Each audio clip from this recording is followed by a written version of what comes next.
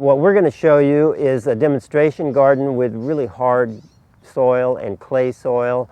When I first tried to dig the first few plants here, I could barely get in 2 or 3 inches, and we're going to show you how you deal with that and how you turn it into a garden with good drainage and where plants thrive.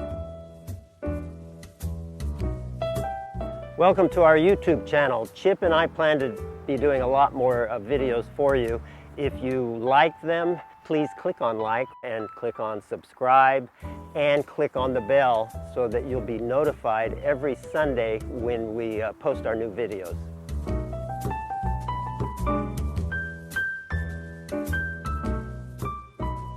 Hi, I'm John Valentino with John and Bob's Corporation, and we're here on a slightly smoky California day, but a beautiful autumn day.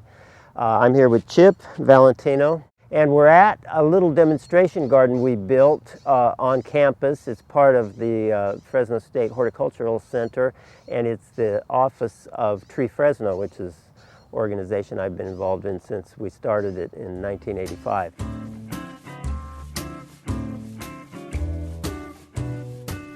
So clay and hard soil is one of the most difficult problems gardeners deal with, and one of the main things that our products have been formulated for. And we rely on life in the soil to change everything about it. One of the big problems is usually you'll have very poor drainage. There's almost no plants that like poor drainage, so plant performance will be decreased with poor drainage. Also, the soil is hard to work in. Usually it's very mucky when it's wet and very hard and dry when it's dry. So it's difficult to actually make a garden because it's hard to dig in, it's hard to dig trenches if you're putting in irrigation, and then the plants have a hard time because that exchange of air and water is almost non-existent because there's no spaces between the soil particles. They're all kind of stuck together like a real sticky pizza dough. And so what we've done is come up with products, and we'll talk about our products or the things we use in our products that allow us to put space in between those soil particles, so almost like flour on a pizza dough, so that you can work with it, you can dig in it, and roots can grow in it, and air and water can exchange through it, and get beyond the frustrations of a clay, hard soil. Those can be two separate problems, but they also can be combined. A lot of times it's hard just because of compacted soil that's dry and hasn't been dug up at all. This soil at this demonstration garden is kind of a combination of the two. There is some clay in it, but also a lot of the areas were driven over for years, and it was a storage yard, and so it was very compacted.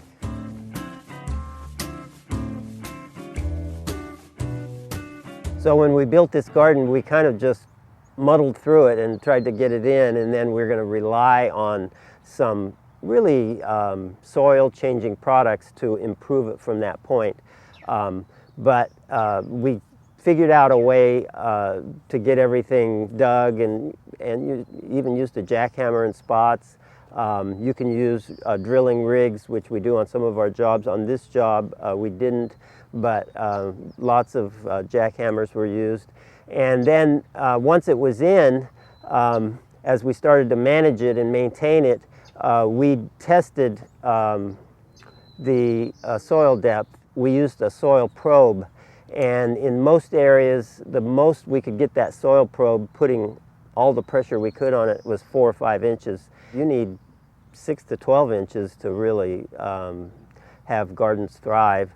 And especially, I'll show you some plants today that seem to be sensitive to that issue of drainage, and that if you have very shallow soil and it gets hard under that, a lot of them are going to die, or they'll just look very unhealthy. So what we did is we did treatments with our penetrate and with our blend, heavy treatments for over 9 or 10 months, and then we tested it again. We showed that we now had penetration between 14 and 17, 18 inches, dramatic improvement by infusing the soil with life and using kind of what you might call magical ingredients. We just finished a video talking about things like kelp and other products that I'll talk a little bit more about, that are all organic products designed to increase the life in the soil. So the soil probe was then used to determine that we're making big progress, and the plants started to show that.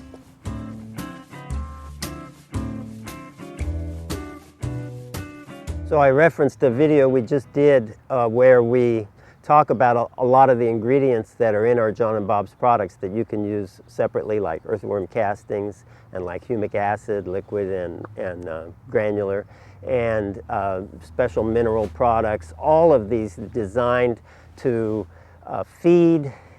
to bring beneficial life to the soil and to feed it and to attract it.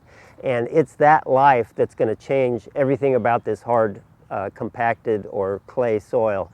And so in this case, we used those products, and we used them in the form of our blend, which is a combination of our Optimize, Maximize, and nourish-biosol. So they're soil builders mixed with organic fertilizers, but those organic fertilizers are soil builders also.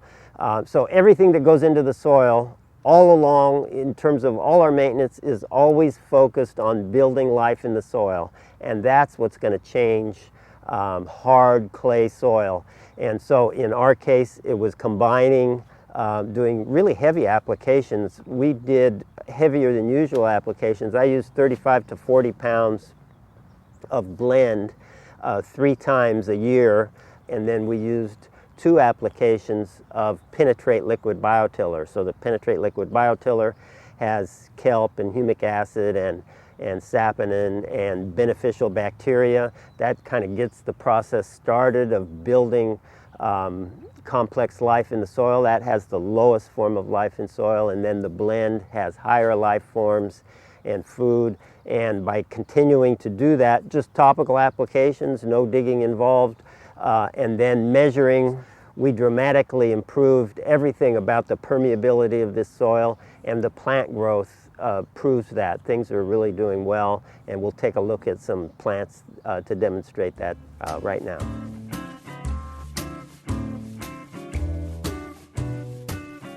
Chip has heard many of our customers say to me after they return from Europe, they say, "We want you to plant lavender just like we saw in the south of France." And frequently they'll show me a picture of these beautiful rows of lavender. In many cases it's grown commercially there. And lavender does thrive there, and lavender should grow in our area. Lavender does grow in Fresno, but it doesn't tend to grow beautifully and reliably. It tends to grow kind of sporadically, and it always has branches that kind of need to be pruned off, and it's hard to get that lush look full of beautiful lavender flowers, and then one plant will die unexplainably and unexpectedly, and so it's not a reliable plant. And I attribute that to issues with drainage and heavy soil and water management. So if you want to grow lavender, you need to focus on soil health and soil depth and water and air exchange. That's really the key to successfully growing lavender. With a lighter soil, it'll do better. Here we had a very hard, compacted clay soil, but we've amended it dramatically, and I think the lavender is one of the best indicators that what we've done has really worked, because through the summer it's continued to bloom and look fantastic, and lavender won't perform this way if you don't have a nicely aerated soil that isn't overwatered.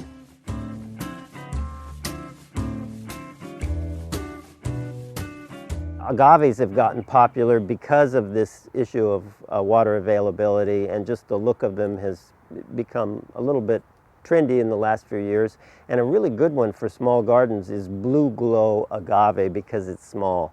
Some of the big, like agave americana, gets huge and sends up these huge flower shoots of 30, 40 feet tall, whereas Blue Glow agave stays very low, probably doesn't even get 2 feet tall, and has a really handsome color.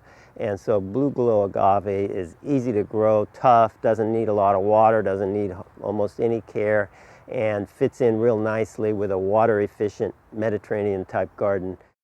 Now, growing around the blue glow agave that you're looking at right now is a really spectacular plant improvement over the last few years. Even available in sod now, really grown as a lawn substitute, but it's a ground cover. If you don't prune it at all, it looks like a ground cover. You'll see it, in this case, it's growing right up to the base of the agave.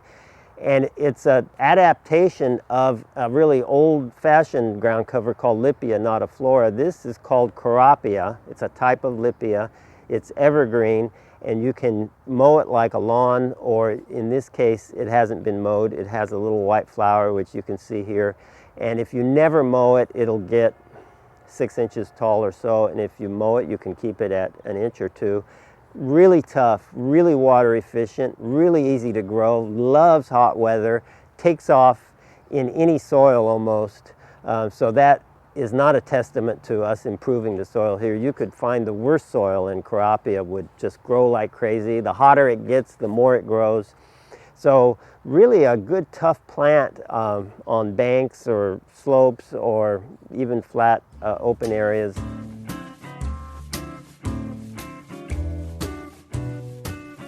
So we've talked a lot about in landscape architecture how we use plants as walls or ceilings. We create space with them.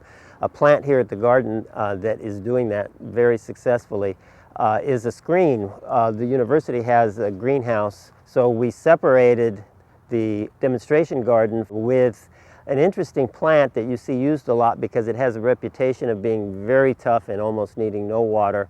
Many times it doesn't look that good in my experience. This one has just done fantastically, and a cultivar is called Green Cloud, and it's a variety of Texas Ranger is the common name. So it's Green Cloud Texas Ranger. You can see it's taller than I am, so it's 7 or 8 feet tall. Just sprung up very quickly. It has a very nice flower, which you could see more of, except that it was growing so wide that it was pruned, and that pruned off a lot of the flowers. But Green Cloud Texas Ranger is tough, and you could probably not water it almost at all in the summer, and it would still do well. So in this case, we are watering it, but we're improving the soil so the water drains quickly.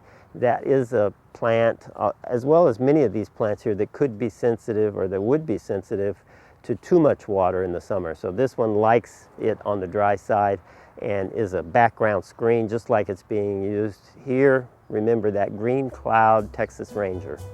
Hey there, friends. Thanks for watching our video. Don't forget to like, subscribe, and click on the bell. Want to learn more about our products? Then head over to our website, www.johnandbobs.com.